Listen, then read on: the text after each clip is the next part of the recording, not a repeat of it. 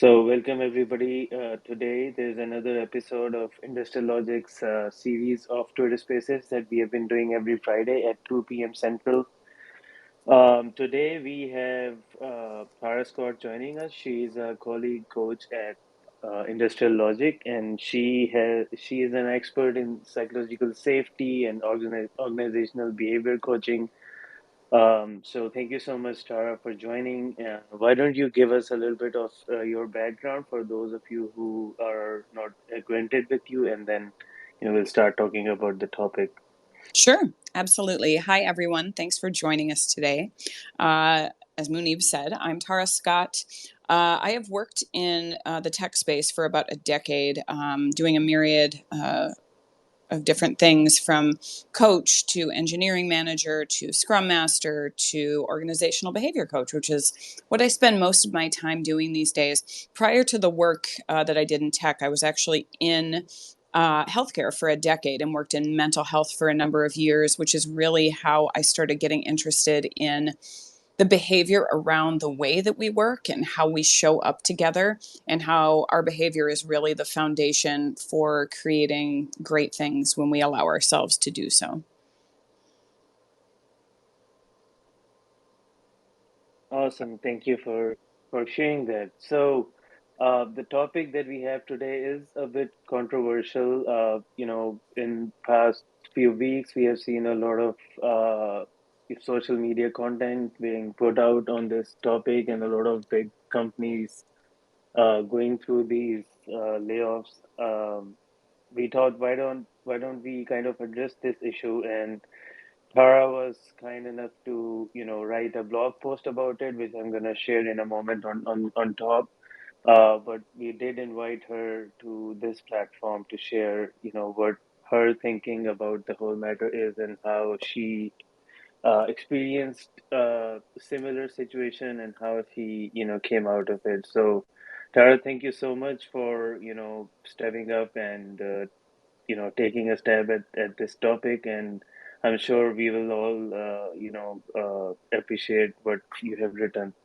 So please tell us a little bit about how you came up with the content for this, and what inspired you. Sure. Um, besides being someone in technology who has been seeing so many friends and colleagues and former colleagues going through living through layoffs, or having friends or partners who are going through layoffs, I thought, what better time to really support folks by talking about what is this experience like if folks haven't been through it. And obviously everyone is going to have an individual experience when it comes to this, but I really wanted to share my experience. And I've been laid off twice, and I only wrote about one incident. I actually wrote about the less traumatic incident. It was right before a recession, which, a lot of us are having conversations about that today. And as I talk about in the blog post, my boss was pacing in front of my desk. He was acting super weird. I just knew that something was up, and he eventually told me, "Yeah, you're about to be laid off." And I had been with this organization for a very long time, and I was just deer in headlights about it. I couldn't believe it. And to his credit, he was, really upset about it. He felt terrible. He actually, because I wasn't driving a lot at the time, I'm a city gal, so I really enjoy walking or biking or taking the bus. He actually filled up a bus card for me and sent me on my way. But then I kind of started spinning on, like, okay, well, oh my gosh, what does this mean? I don't have a job. I have bills to pay. How am I possibly going to survive this? Well, the answer is you will. You will survive it. But in that moment, it's such a shock to your system.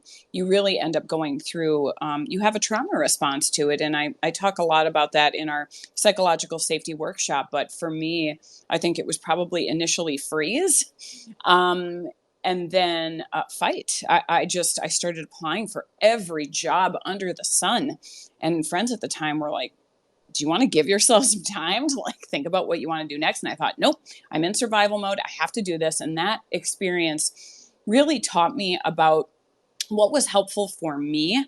in terms of learning from things that I did well to things that I could have done differently. Spoiler alert, I should not have applied for every job under the sun, because then I was left with interviews that took up time for both of us that I really wasn't that interested in.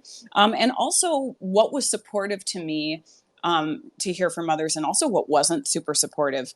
So I thought it was a really good time to kind of reflect on that. And since I work in the line of work I work in, and we here at Industrial Logic talk about making safety a prerequisite, this topic is near and dear to my heart. And several of us internally have had conversations about, we need to talk about this, and we need to make it a conversation. But I want folks to feel safe coming into this. And if you have a story to share, by all means, I would love to hear your experiences if you are comfortable doing so, because I know that it's a really stressful thing both to go through yourself and to have a friend or a partner or a colleague go through.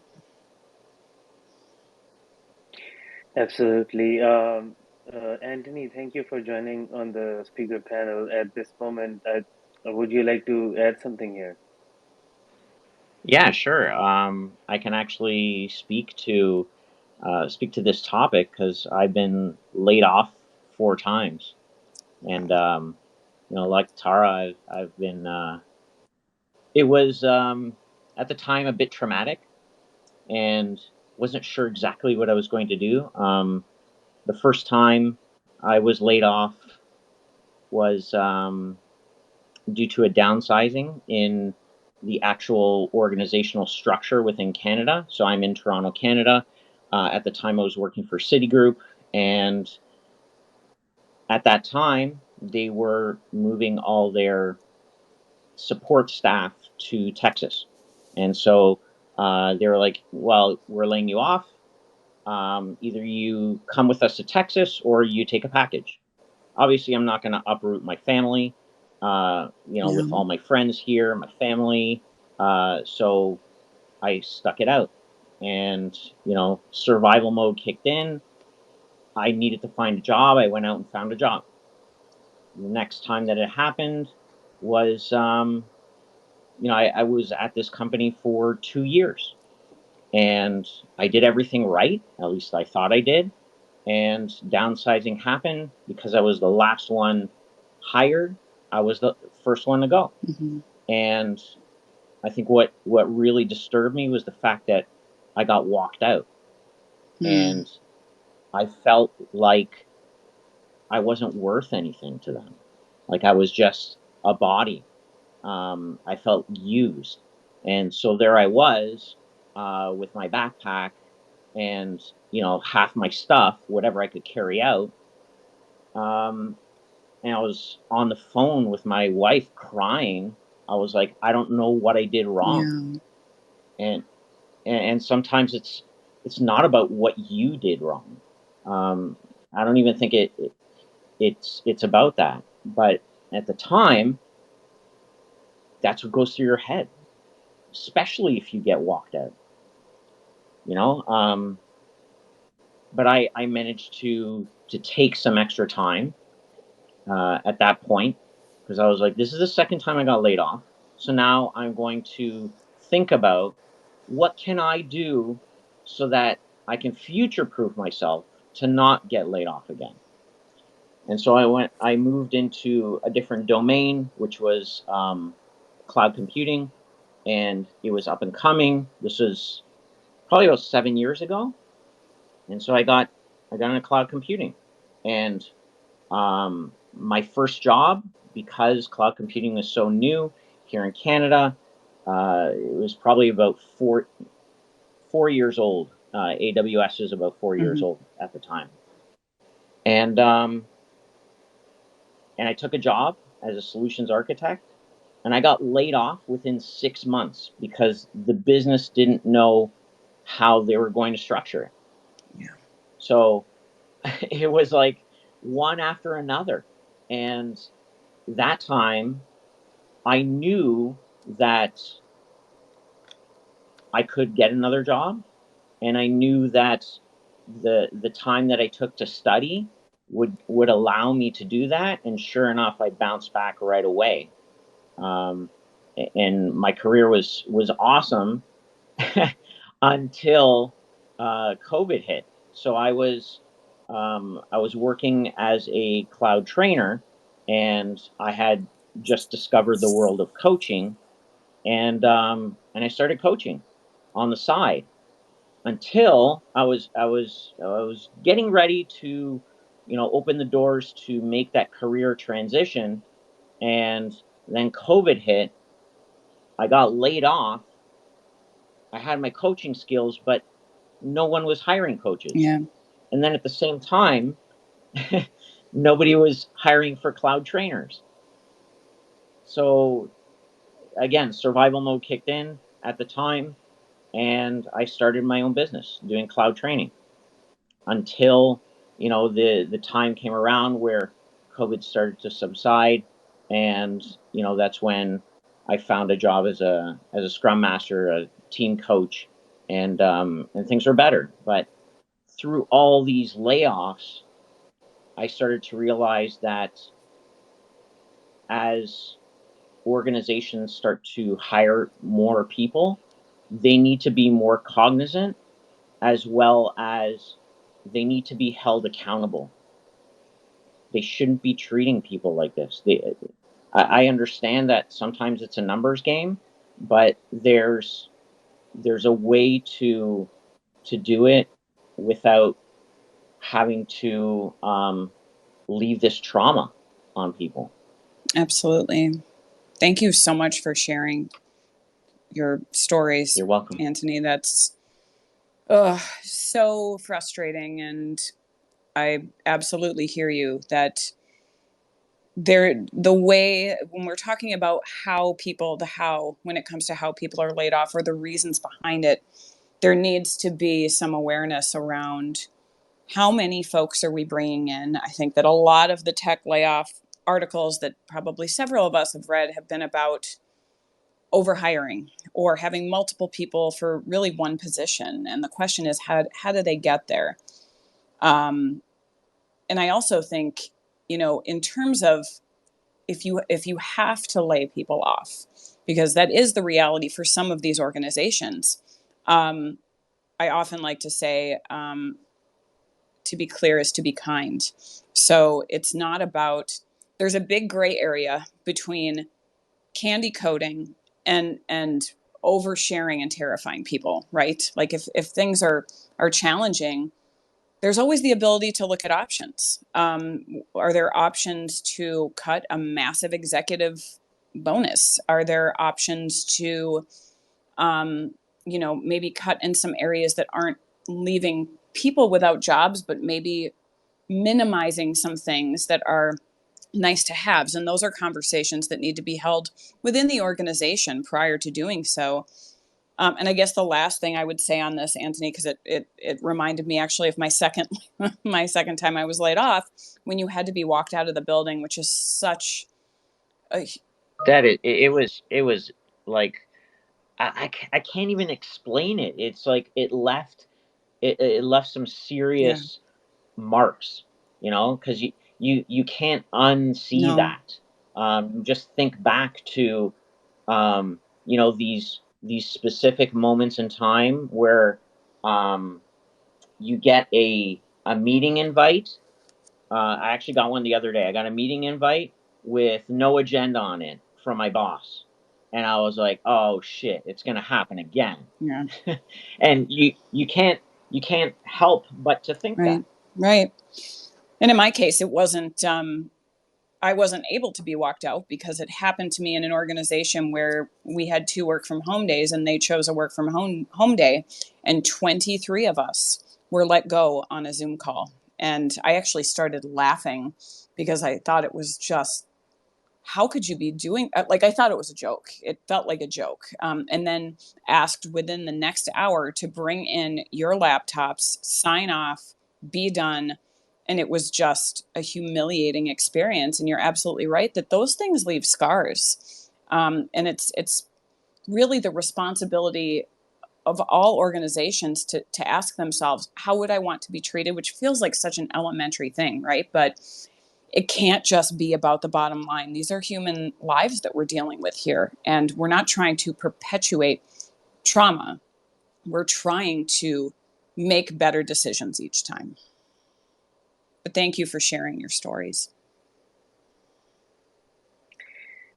Yeah, Anthony, thank you so much for sharing your story. When all of these videos were kind of coming out on social media, people sharing their layoff stories, a lot of them, said exactly what Anthony kind of emphasized on, is that, you know, they said that it feels like they don't mean anything to the company, and so don't get that much attached to the company you're working in, and so. If Tara, what do you think if this kind of they're trying creating this kind of sentiment in people who are working for them? Why do they expect them to, then care about the company and their customer and, give their 110%? Yeah, that's a great question, Munib. I've seen a lot of posts, to your point, and videos about saying, you are replaceable and never doubt that. And I think that as someone who's been at a senior leadership position in an organization, there is so much noise that happens about productivity and delivery that has nothing to do with the bottom line of humans.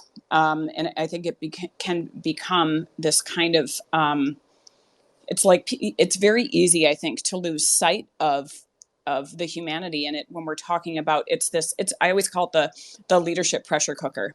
So if you're at the very top, um, and you have, stakeholders and board members, there's pressure coming to you from there, and then the pressure just goes down, down, down, down, down, and then the pressure becomes, please, employees, be the absolute best you can be, but at the same time, we need work done. So how do you have that conversation in a way that is kind, that is clear, and that is about being able to be a leader and be empathetic? To me, those things have to be synonymous.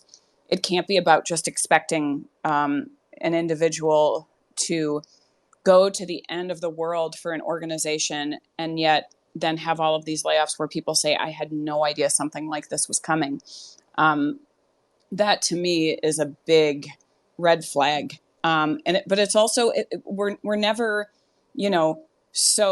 so broken that we can't be fixed. But that is an opportunity right now, I think, is an opportunity for all companies to say, hey, how do we treat our employees from a communication standpoint? Are we clear about things? And I'm not just talking about layoffs. I'm talking about like anything and everything. I've gone into so many organizations where a lot of employees will say, I never know what's happening. We have no idea what our vision is. We don't know what our goals are. Well, how can we expect an organization to be able to let people go in a thoughtful and clear way if their everyday functionality isn't working like that? It's not going to be able to happen overnight. So I think, really, to answer your question, Munib, I think there needs to be, we talk about this a lot in the actionable psychological safety workshop. The work has to start with self. So what I talk about in this blog is, if something like this has happened to you, give yourself like a moment to breathe. You're going to get angry, you're going to get upset, and all of those feelings are valid. But I mentioned in that article in my blog about the alternate nose breathing, which sounds funny, but I had never done this until a few years ago. But it's a really good way to just breathe in with one nostril closed and then breathe out and move your finger to the other side. And it is a way to regulate your nervous system so that you're not in that traumatic fight or flight mode, because you are going to have adrenaline and endorphins running through your body and you're not going to be able to think clearly. So it's a good time to just give yourself pause for a minute and reboot, because no one wants to come into a company and say, you know what, I just want to be a terrible communicator and I want to be bad at my job. That is never someone's goal. And at the same time, as leaders, we have a responsibility to the people who report to us to say, what's the best way that we can handle these situations? And I think a big part of that is being proactive and having them before it becomes an emergency.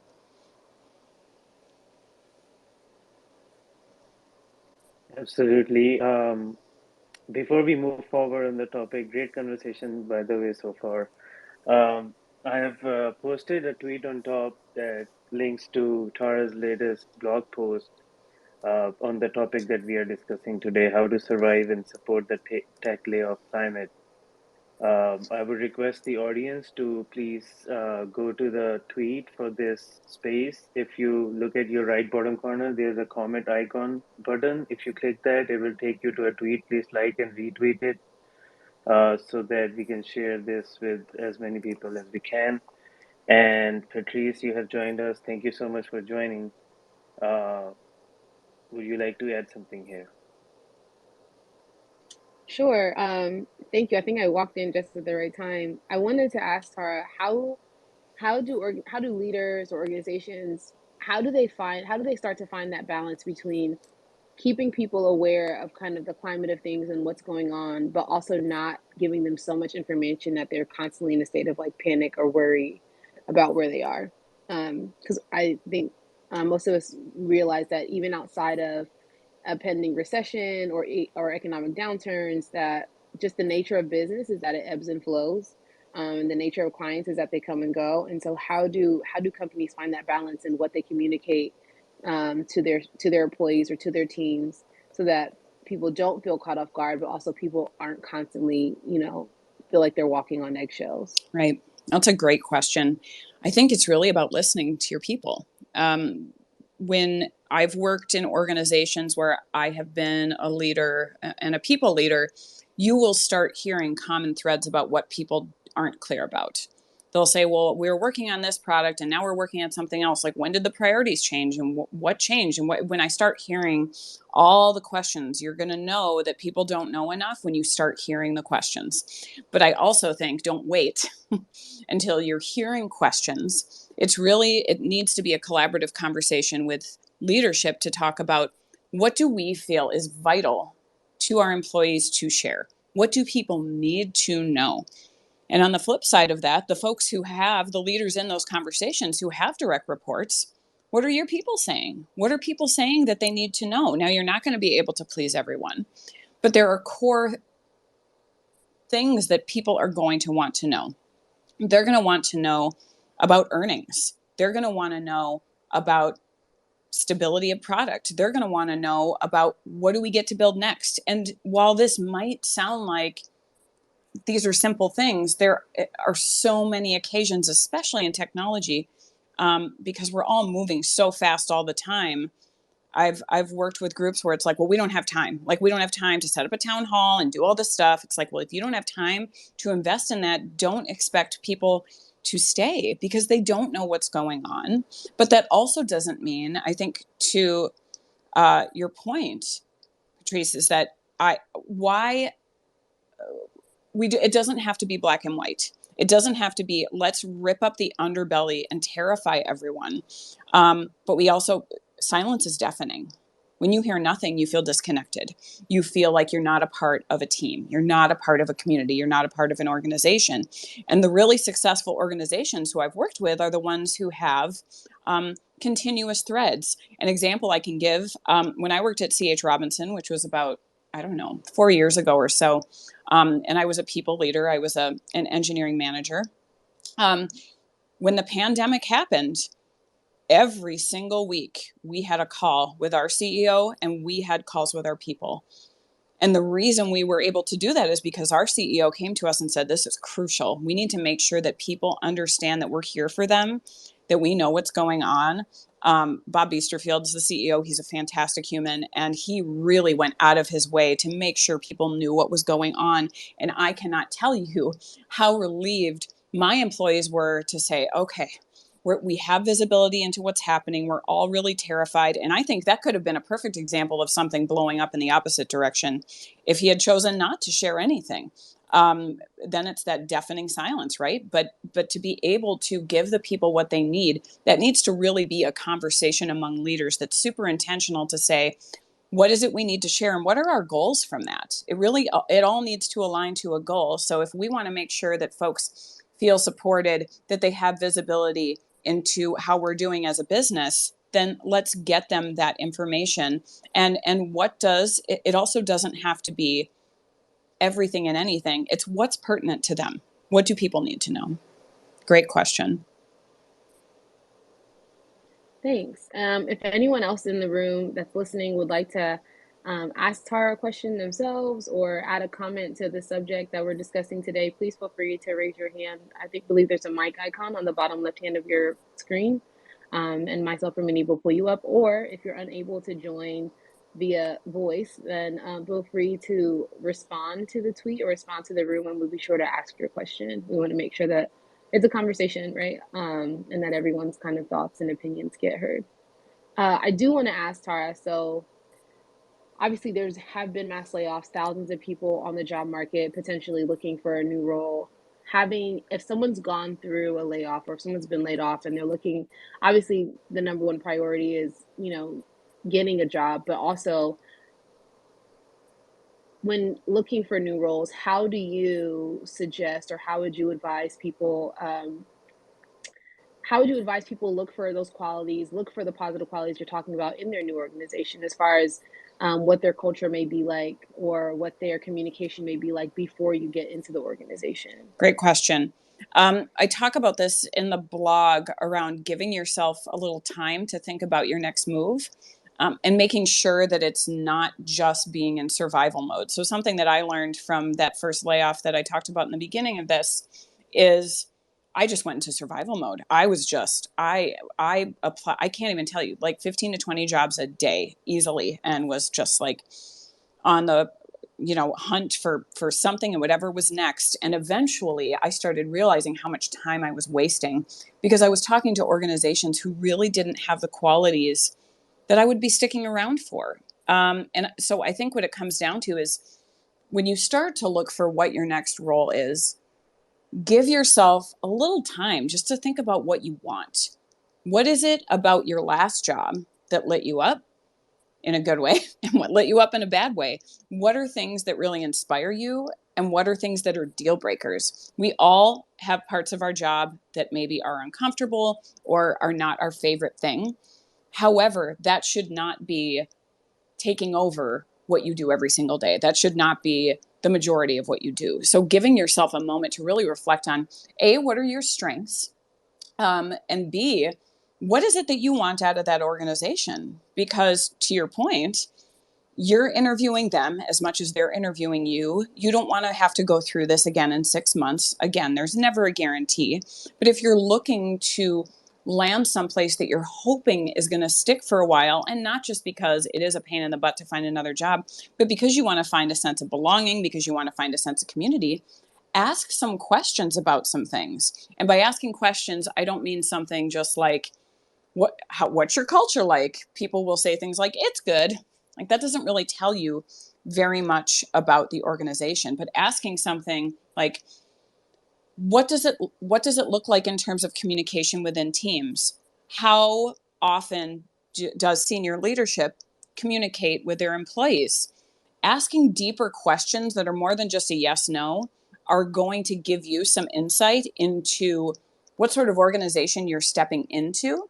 Or if you ask about, let's see, an example is a question that I have asked before in interviews is, how do you continue to support marginalized folks in technology? And do you have any programs that help, women in tech, people of color, like people who are very much the minimal percentage of tech organizations or who are coming in? What are your efforts look like to bring more of that sort of talent in? Because diversity is super important to having a successful team and to continuing to grow an innovative culture. And it's vital. And it's something that I'm not willing to give up. And if I see deer in headlights where they maybe haven't thought about that, I might think, either they haven't really been in close contact with their HR people about what their focus is, but it shouldn't just solely be the ownership of HR.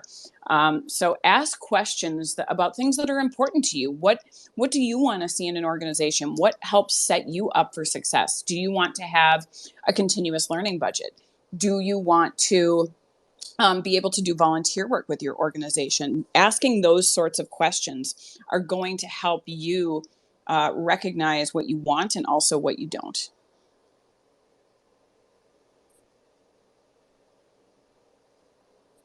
Thank you, Tara. Meanwhile, Daud has joined the speaker panel. Welcome, Daud. Thank you for joining. Would you like to say something here? Hello, hi Munib. Yeah, hello everybody. Thanks for giving me the mic. Yeah, I just wanted to add as well. I've been listening to stories of the tech layoffs, and I had something similar to deal with as well back in 2020.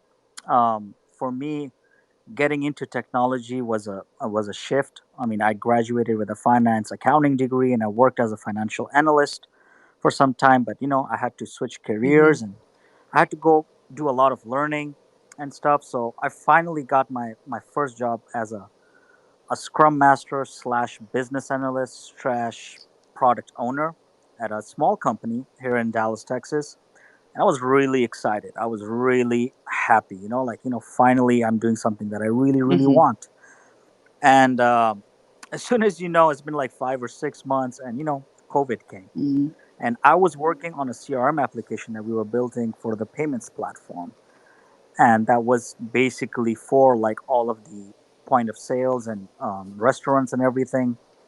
And just like that, we went remote. And one fine afternoon, we just get a call from the CTO, and he said, like, we are letting you go. Mm-hmm. And that was really Yeah. painful. Like, it was like something like I was like, oh my God, because it wasn't just you losing a job, but just the uncertainty of Yeah. COVID and how everything is just so bad. There's a lockdown, the stock market has Mm-hmm. tanked.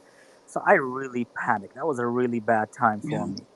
Um, but at the same time, there was one thing that I've always done, and I think everybody should do is whenever you're working, you should always save money. And you need to save money for at least 6 months to 8 months for the rainy days. So when you're trying to look for another job, you can have your expenses paid, whether it be your rent, your car payments, groceries, everything. So have something saved up for 6 months, or even I'm trying to push it up to a year right now, because going through that episode, I need to have a year saving. So just in case if this happens again to Mm-hmm. me, I need to survive. But it is really painful, because I was just listening to some of the other folks here, and it just reminded me of that time. Like, it is very difficult to go with layoffs. Mm-hmm. Another question I have, Tara, Yeah. for you is like a lot of people get confused with being fired and being Mm-hmm. laid off. Like, for example, when I got laid off, I did not know if I was fired or laid off. Like, literally, my company did not specify anything. Later on, one of my team members, who was a software engineer, and I called him up, and he got let go as well. So I was like, did we do anything wrong? Yeah. Like, what happened? Because I had so many questions. Like, did I do anything wrong? Wasn't there supposed to be like a warning to given to Yeah. us? Something like, hey, are you doing a good job? How can you improve? The good Right. stuff, like what teams do, what your upper management would do for you. But it was nothing. It was just really cold. But then he told me no, like our client, they decided not to continue the project. Right. They didn't want the software to be implemented in the next 1 year. They don't want the CRM application. So they decided not to go ahead with it. So, no, we didn't do anything wrong. It was just bad timing. So I was like, okay. But then again, then like getting your resume up to date and going through Yeah. interviews, like, how do you tell the next employees, like, I got laid off? What if they think you didn't get laid off, you got Mm-hmm. fired? How do you convince them? Or even if you did get fired, how do you come up with getting that next job? That, That's just my basic question to you. Thank you so much. that's a great question, Doug. And I feel for you. Thank you for sharing your story. And when it comes to losing your job, there, first of all, to go back to my uh, to be clear is to be kind. There has to be clarity from the employer to the employee around why you're being let go. It should never be a question. There needs to be transparency around what's happening. I do think sometimes organizations, again, are moving so fast, they're not really giving enough information, I have been a part of layoffs like that as well. In fact, that the first one that I talk about in this blog, I didn't know if I had done something wrong, and I had been there for 7 years. I thought, oh my gosh, what did I do? And then I found out it happened to a whole bunch of people at the same time, but it wasn't shared. What was going on, and we were part of a nonprofit, and it was just very, I think there was a lot of shame in around a lot of those pieces, but there needs to be courage from leadership to be honest and forthcoming about here's what the reality of the situation is, because you would have been saved some heartache to have been told, hey, this client isn't going to continue with us anymore, therefore this is what this looks like. That's just something that it's a matter of respect, and it's a matter of, we're adults, we can handle the news, but we need the communication. To answer the second part of your question around if you get fired or if you get laid off, how do you approach that conversation? First of all, you use the word convince, and I don't, when you're going for interviews, I don't want folks to ever feel like they have to convince someone, because if you're feeling like you have to do that, then you have to convince yourself first. There needs to be that moment of self-reflection. In our psychological safety workshop, we start our workshop with working on the self. If we don't know our own triggers, our own fears, our own biases, we're going to have a really hard time when it comes to those conversations with a potential new leader. And we're like, oh, yeah, well, I think I got laid off, but I'm not really sure. I want folks to go into interviews feeling confident and feeling good about themselves. And the only way to do that is to have a reckoning with yourself about the work that you did through that organization, and to go back to that gray area of like under or oversharing. You share what you're comfortable with. You share what makes sense to you and what's honest. But folks do get fired from organizations and have to go get new jobs. And I actually, a friend of mine was fired from a job, and she said, you know what, it just really was not a good fit for me. And she was very forthcoming with the new job that she got. She went on an interview and she said, you know what, I was let go, and here's why, and here was my perspective on things. And she said that at all of her interviews and got a job. She did not get another job because of that. But again, she's a very forthcoming person. So it really depends on your comfort level. But also just be kind and gentle with yourself, and give yourself, going back to giving yourself a little time to think about your next move. Think about it a little bit. Think about what you want to move into next, and try not to beat yourself up about the fact that I have lost my job. And that is such a hard thing to do, because we all want to do well at what we do for a living. But it has to be a discussion that starts internally first. And I guess the other part of what I'd like to say, Dowd, is practice, practice, practice. Practice with friends, practice with family. Interviews are a tricky thing.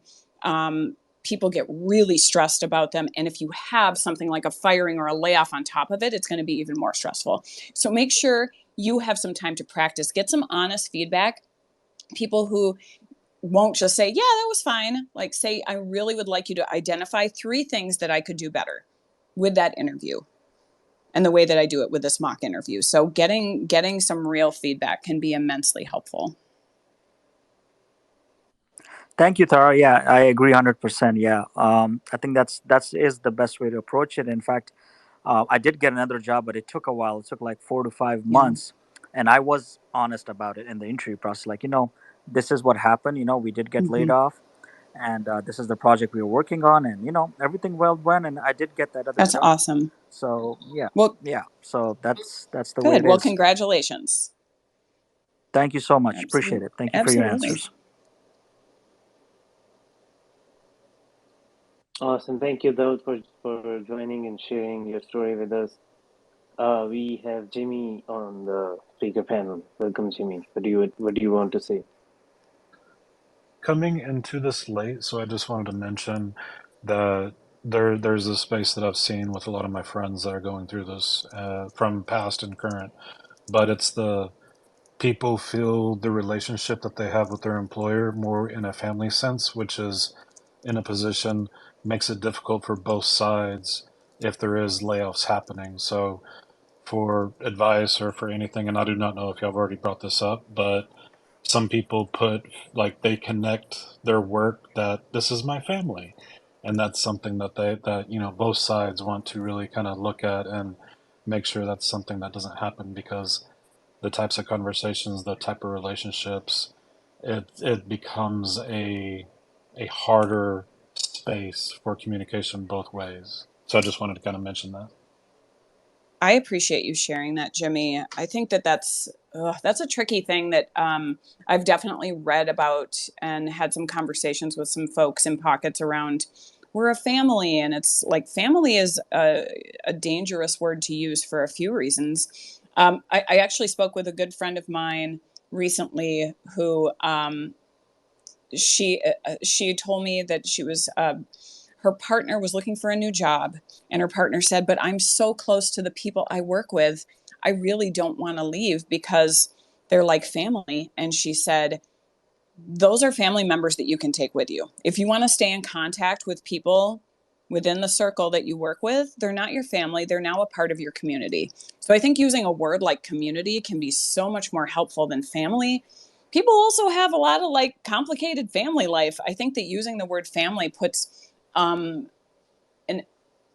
unintentional amount of weight, both on the organization and the employee.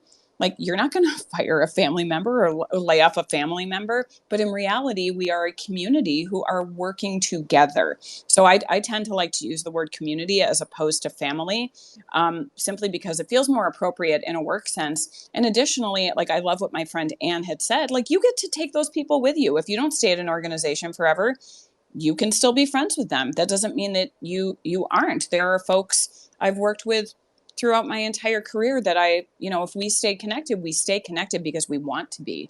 So I agree with you that I think that I'm watching people kind of walk backwards from that language and are thinking about, we mean family. And again, there's good intention there. But let's be clear about what we're saying and what we really mean. We really mean we want people to connect and feel supported. Well, we can use lots of different words for that other than family.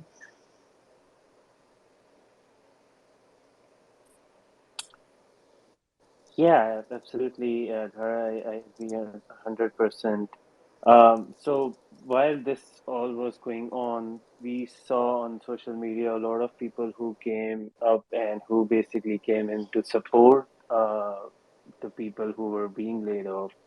And I saw a lot of posts, people sharing, the open positions they have in their companies, Mm-hmm. sharing profiles of friends that got laid off and telling, explaining things that they are very successful at. So how do you feel that from that aspect, uh, how it went? Are you talking about people who are trying to give support to other people? People who are trying to Yeah, support, yeah. yeah. So I dig into this deeply in the blog. I think that I've once the layoffs really started rolling in, myself and other people would say, hey, I'm out here. Like, I think it's good to be visible and make sure you get permission first. So I think it's too easy for us to we unintentionally can go into savior mode sometimes, and it's like, well, I have a job and I'm going to help you and I'm going to go do all this stuff for you. That can end up overburdening yourself, and it might not be wanted, or the person might not be ready yet. So the number one thing I have on the 4 tips to support during layoffs is be proactive, but ask permission first. Some people would love to like be introduced via networking, and when I was laid off from that job I talked about, I had some people come to me right away and said, oh, do you want help with this thing? And I also recognize that not everyone is me, and not everyone wants that. Some people need some time to really think about, and hindsight's 2020. I wish I'd taken a little bit more time to think about, what is it I really want? What is it I really need? Am I just thinking, this is before my world of tech, so I'm thinking strictly about like, this is my role and this is this thing that I do and project management, blah, blah, blah. But giving people time to really think about things is so crucial. And on the flip side of that, like, being vocal about being available for help is an invitation. So if you see someone who says, oh, I've been laid off, I would really like to connect with anyone who can help me, that's an invitation. But being vocal yourself to say, hey, just so folks know, I am happy to connect anyone who needs help there, and just block out some time in your calendar. I also talk about this in the blog. Don't overwhelm yourself, because there are a lot of folks out there who need help, and you're not going to be of help to anyone if you're feeling overwhelmed or you feel like it's too much.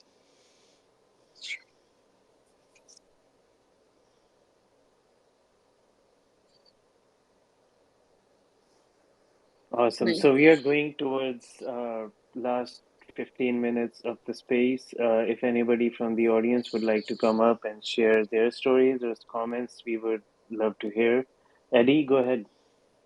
Yeah, I was just going to jump in and the story you were telling there at the end. I've got a buddy. So my name's Eddie Bush. I know some of you guys. Hi, Eddie. And hey, get to see you, Good to Tara. see you Good to too. hear you. So I have a lot of friends that do what I do, like not unlike you all probably. But it's interesting because one of them I'm particularly close with, and he kicked me in the butt the other day. Now, I'm in between. I'm looking right now, and he's like, hey, because he's looking too, right? So one of the neat things I have in my group is we're always looking out for each other, Yep. and we're like, oh, hey, did you see this thing? Like if we find something and we know there's more than one spot, then Yep. we're looking like, hey, come over here. And my buddy's like, hey, go apply for that because you're not working right now, and I am, and like go see if you can get it. If you can't get it, I'm going to apply for it. Yeah. So, I mean, don't be afraid. But I like your point too. Like, don't go exhaust yourself. Right? You got to pace everything. But I don't think it hurts. I don't think it hurts to help or be that person. I know I've appreciated that in the people that are helping, kind of looking out for me, and it makes me want to look out for them. But and so far as like I've been in contract since 2012, pretty Mm-hmm. much. But that doesn't mean that you can't foster, to the point about family. It doesn't mean that you can't foster good working Right. relationships, and even like be empathetic toward one another and foster that empathy. You don't necessarily have to. Yeah, it's good to keep the line there, but having that line doesn't mean that you can't still help foster that environment that you want to have. Absolutely. Oh, I love that point, Eddie, about looking out for each other. And if you see a role that you think would be really great for someone, like just kind of keep an eye out and think about those folks who are in your circle who are looking, because you might come across something where Yeah, you think, wow, that would be an amazing fit for you. And I yeah, love that idea of just having each other's back. And like, we're a community here, and tech is like a big but small community, right? Like there's a lot of yeah. us, but many of us know one another or have connections, and those are always great things to keep in mind when you're looking.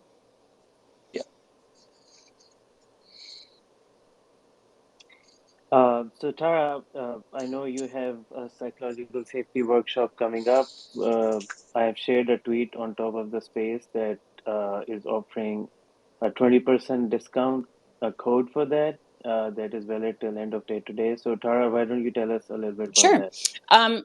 Yeah. So the actionable psychological safety workshop is something we've been working on for the past few years. Josh and I have worked super closely, as well as my colleague Ashley Johnson, around how we can not just talk about, do we feel psychologically safe somewhere, but it's more so, how do we communicate? How do we start to recognize our own behavior, what we'd like to change, and start actually changing it in real time?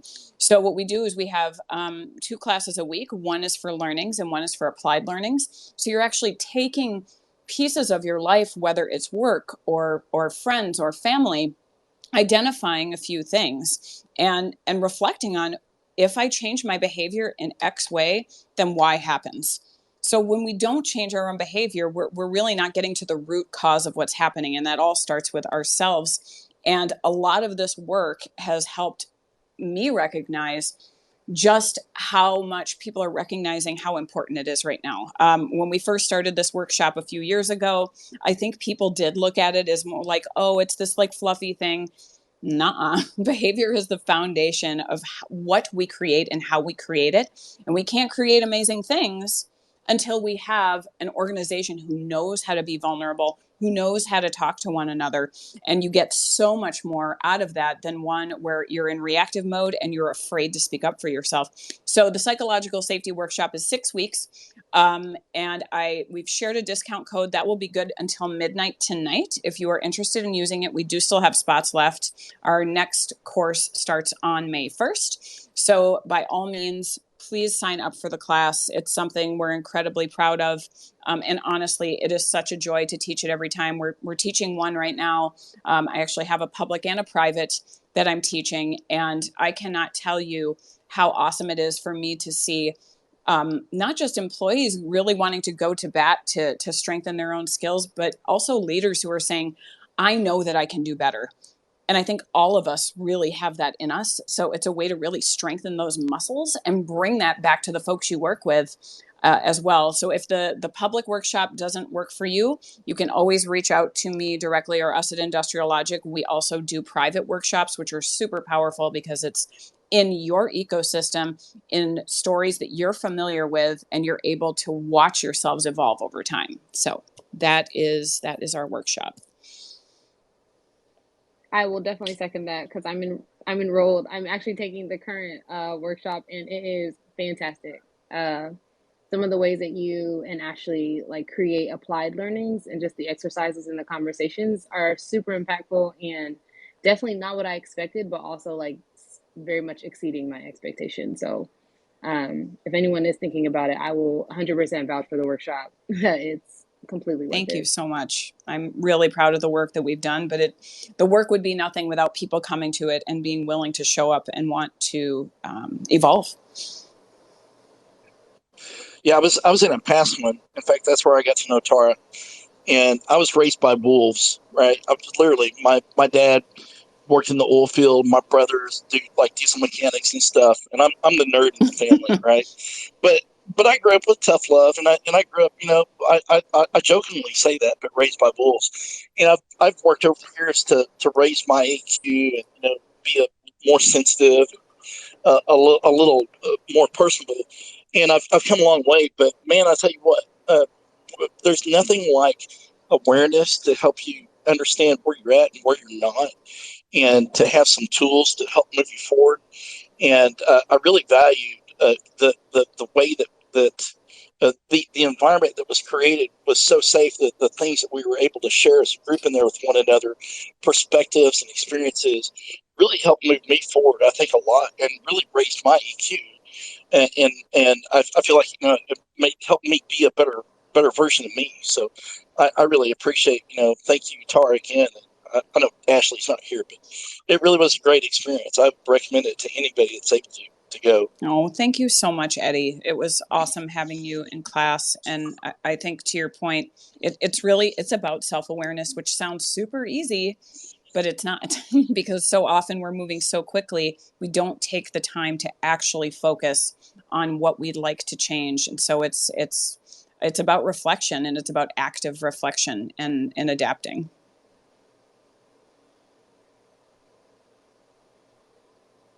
Awesome. Thanks. I think we can end the space on that note. So, Jay, why don't you do the honors? Absolutely. Thank you, Tara, so much for coming and leading this discussion. Always super insightful, super impactful. When you break down a lot of these concepts that seem kind of frou-frou and make it real and tangible. Thank you to everyone who joined the space to listen and to speak. Very much appreciate you taking time out of your afternoons, especially on a Friday, to come and talk about things that aren't necessarily fun, right? But super informative and great to know. We do this every Friday at 3 p.m. Eastern, 2 p.m. Central. If there are ever any topics or speakers that you would like to be featured, please DM any one of us, and we'll make sure we add it to the agenda. And everyone be safe this weekend, regardless of where you are. And we hope to see you next week. Thank you all so much for coming, and happy to connect with any of you on LinkedIn, Twitter, or otherwise. Thank you, Thank everyone. you. Happy Friday. Happy Friday.